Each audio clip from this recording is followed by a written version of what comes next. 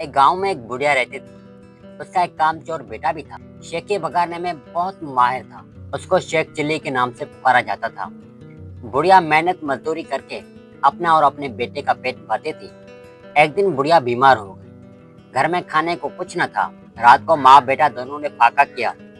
اگلے دن ماں نے کہا، اب تم بھی کچھ کام کرو، جنگل سے لکڑیاں لا کر بیچ دیا کرو تاکہ گزر اوقات ہو سکے۔ شیخ چلی نے جنگل کی راہ لی۔ جو درخت راستے میں آتا وہ اس سے پوچھتا، میں تجھے کاٹ لوں یا نہیں؟ کسی درخت نے بھی اس کا جواب نہ دیا۔ شام ہونے کو تھی۔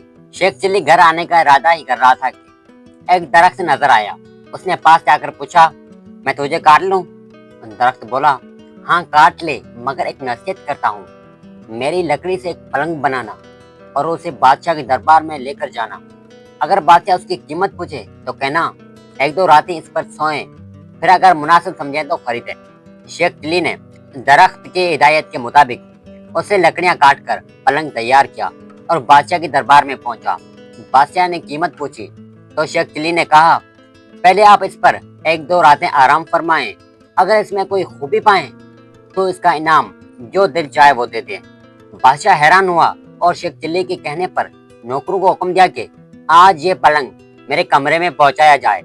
رات ہوئی تو بادشاہ اس پلنگ پر سویا تو آدھی رات کو پلنگ کا ایک پایا بولا، آج بادشاہ کی جان خطرے میں ہے۔ دوسرے نے کہا، کیسے؟ تیسرا بولا، بادشاہ کے جوتے میں کالا سانپ تھا۔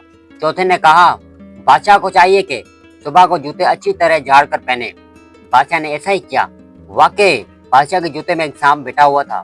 دوسری رات جب بادشاہ سویا تو پھر پائیوں نے بات شروع کی۔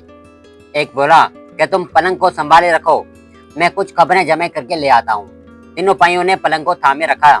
جب چوتھا واپس آیا تو اس نے خبر سنائی کہ بادشاہ کا وزیر سازش کر کے بادشاہ کو ختم کرنے کے بارے میں سوچ رہا ہے۔ پھر دوسرا پایا گیا اور خبر لایا کہ بادشاہ کے ایک کنیز وزیر سے مل کر بادشاہ کو زہر دینا چاہتی ہے۔ تیسرے پایا نے تجویز پیش کی کہ بادشاہ کو چاہیے کہ وزیر کو سزا دے۔ چوتھا پایا گیا اور خبر لایا کہ بادشاہ کو جو دودھ صبح پینے کو دیا جائے گا اس میں زہر ہوگا۔ بادشاہ یہ سب کچھ سن رہا تھا۔ صبح اٹھ کر جب اسے دودھ دیا گیا تو اس نے نہ پیا بلکہ ایک بلی کو پلا دیا۔ بلی اسے پیتے ہی مر گئی۔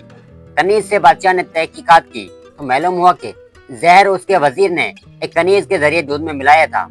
بادشاہ نے وزیر کو وزارت سے برخاست کر کے جیل بھجوا دیا اور اپنے کنیز کو محل سے نکال دیا۔ بادشاہ نے شیخ چلی کو بہت انعام دیا۔ دربار میں اس کی عزت ہونے لگی۔ شیخ چلی مالدار ہو گیا اور اپنی ماں کے ساتھ بڑے آرام کے ساتھ زندگی بسر کرنے لگا۔